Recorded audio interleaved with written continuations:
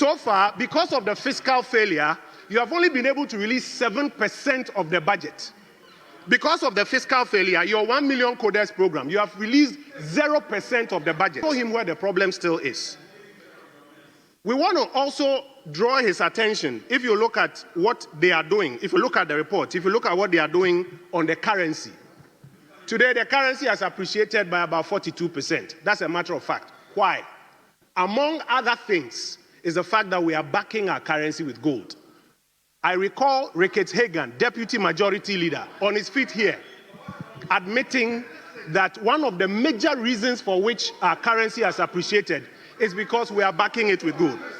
Mr. Speaker, the gold purchase program, which is one of the major contributors to where we are today, was launched on the 17th of June, 2021. So I commend the government for continuing with the gold purchase program. The gold purchase program was being done by the Bank of Ghana and the PMMC. By the Bank of Ghana and the PMMC. The Bank of Ghana is still here. The PMMC is what you've rebranded as Gold Board. And so I give you commendation for continuing the gold purchase program. It was a gold purchase program that moved us from 8.7 tons of gold to 30 tons of gold when we started. The third commendation I'll give is for continuing with the inflation reduction program. Remember that when the international crisis hit us, inflation went as high as 54%. And then the central bank started the tight monetary policy aimed at bringing it down. That was what brought inflation down from 54% to 23% by the time we were leaving power. And as you came, you are continuing. And so the first part of my submission is to commend you for continuing the gold purchase program, continuing the inflation reduction program, and continuing or following the fiscal critique that we gave. But Mr. Speaker, you see, when we say this government is not spending, sometimes they confuse it for fiscal discipline. I heard the chairman of the Economic Committee, my very good friend, Honorable Afo, suggesting that what is happening is fiscal discipline. Honorable Chairman, it is not. There's a difference between fiscal discipline and a failure to meet fiscal targets.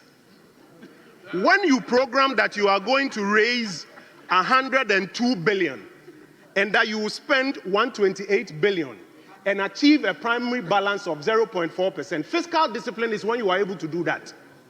When you fail to raise the revenue and you fail to spend, that's not fiscal discipline.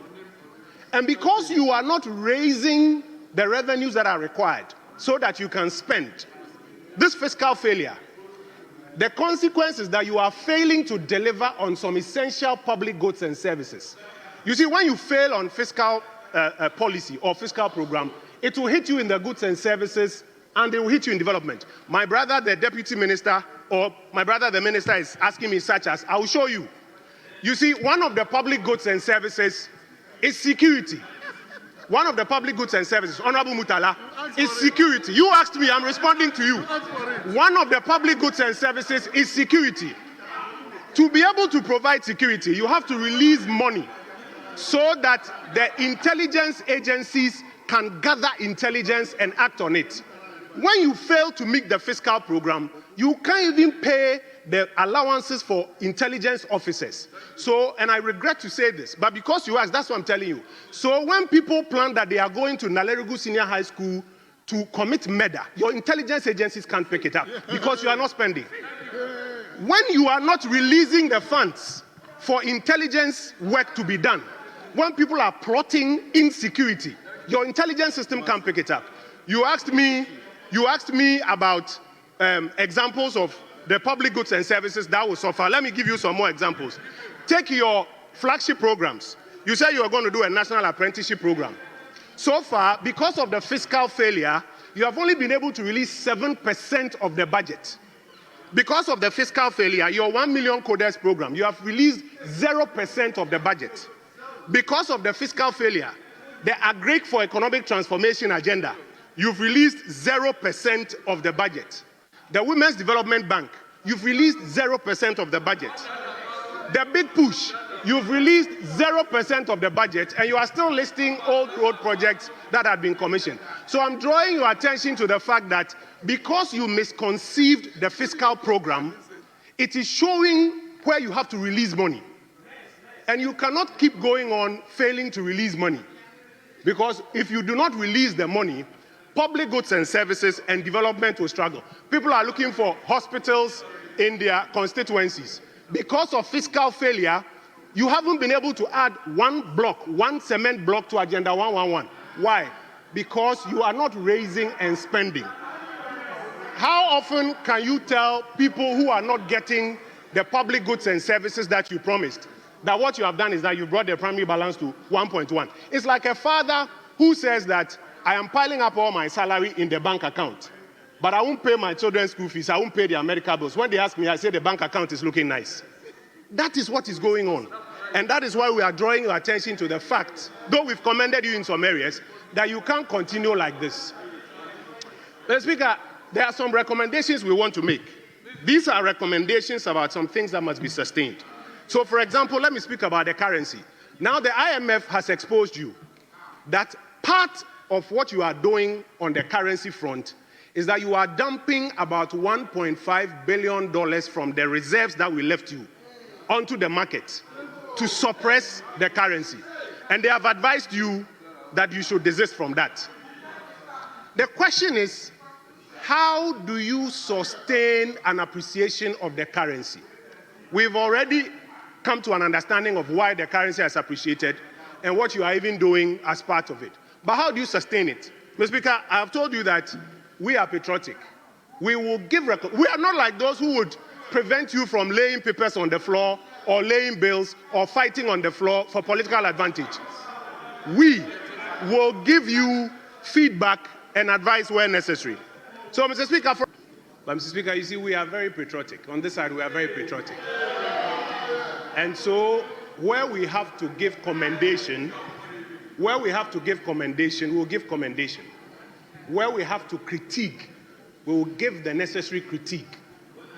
Where we have to draw your attention to some things, we will do so. And then where we have to caution you, we will do so.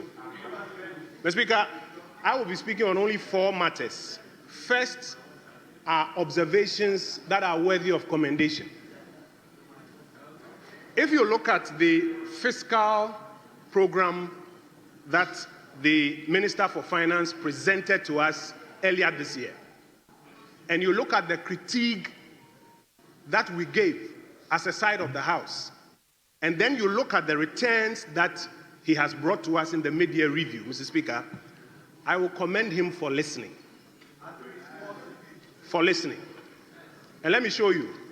When the minister came to the House, he came with a fiscal program.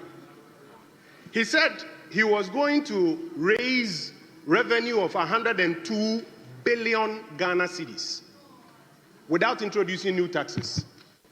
Let no soul say he wasn't here on that day. We all recall when he said he was going to increase tax to GDP ratio from 13 to 18% without introducing new taxes.